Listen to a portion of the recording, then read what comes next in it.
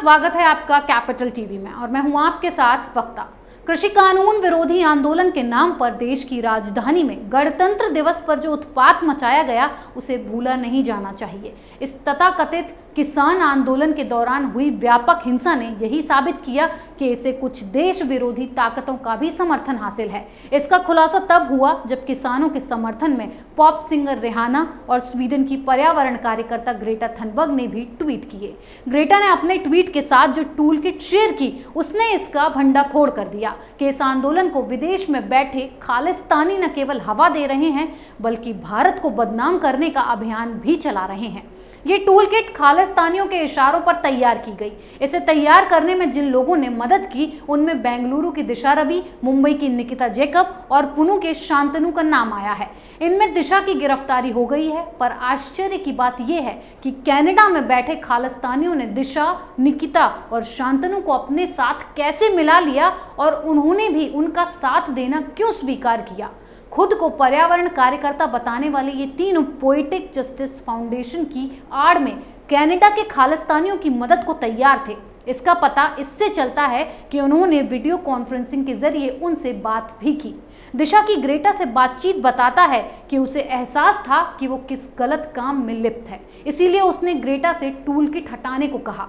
Tool kit मामले की छानबीन कर रही दिल्ली पुलिस की अब तक की जांच में ये सामने आया है कि पंजाब के किसानों को भड़काने, मोदी सरकार को नीचा दिखाने और भारत को बदनाम करने के लिए इंटरनेट मीडिया का जमकर बेजा इस्तेमाल किया गया।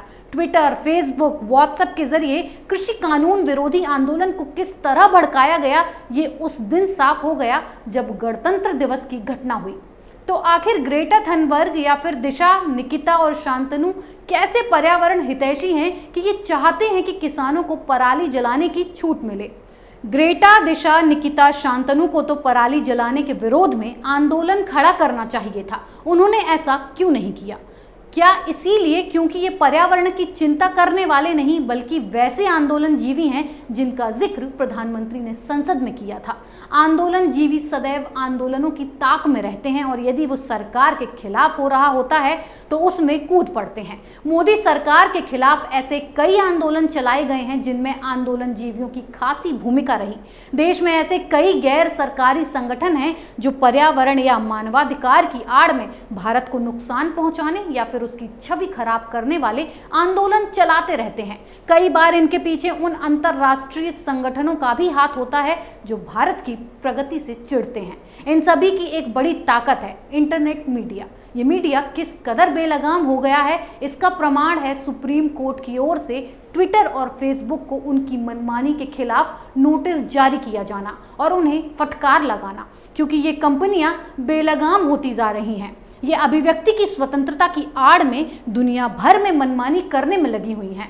भारत सरकार जहां इंटरनेट मीडिया यूजर्स के अधिकारों को मजबूत करने जा रही है, वहीं ऐसे उपाय भी करने जा रही है जिससे किसी भड़काऊ सामग्री को जल्द हटाया जा सके। यदि इन कंपनियों पर लगाम नहीं लगी तो सरकार के लिए शासन चलाना और खासकर कानून व्यवस्था कायम रखना एवं समाज में सद्भाव बनाए रखना बहुत मुश्किल होगा। इंटरनेट मीडिया कंपनियां कभी तो अतिवादी तत्वों को अपने स्तर पर ही प्रतिबंधित कर देती हैं और कभी ये कहने लगती हैं कि वे ऐसा नहीं कर सकती क्योंकि उनका काम तो लोगों को अपनी बात कहने की सुविधा देना है। ट्विटर ने अमेरिका में संसद पर हमला करने वालों के समर्थकों को तो प्रतिबंधित कर दिया, लेकिन भारत में लाल किले पर हमला करने वालों के सहयोगियों, समर्थकों पर पाबंदी लगाने से इनकार कर दिया। जब भारत सरकार ने उसे ऐसा करने को कहा तो उसने आनाकानी का परिचय दिया। इससे उसके पक्षपाती और दुराग्रही होने का ही पता चलता है। ऐसे में यह आवश्यक है कि इंटरनेट मीडिया पर लगाम लगाने में देर न की जाए। कई देश इसी दिशा में कार्यरत हैं। भारत को भी तेजी से इस पर लगाम लगानी चाहिए क्योंकि इंटरनेट मीडिया कंपनियों की निरंकुशता किसी के भी हित में नहीं है और मोदी सरकार ने इसकी शुरुआत ट्विटर से कर दी है। इस खबर में फिलहाल इतना ही। बने रहिए कैपिटल टीवी के साथ। अगर आपको हमारा वीडियो पसंद आया हो तो इसे लाइक करें, हमारे चैनल को सब्सक्राइब करें और हाँ, बेल आइकन दबाना ना भूलें ताकि आप तक हमारे वीडियो की नोटिफिकेशन पहुंचती रहे। आप अपना सुझाव हमें कमेंट बॉक्स में दे सकते हैं। हमारे साथ जुड़ने के लिए शुक्रिया।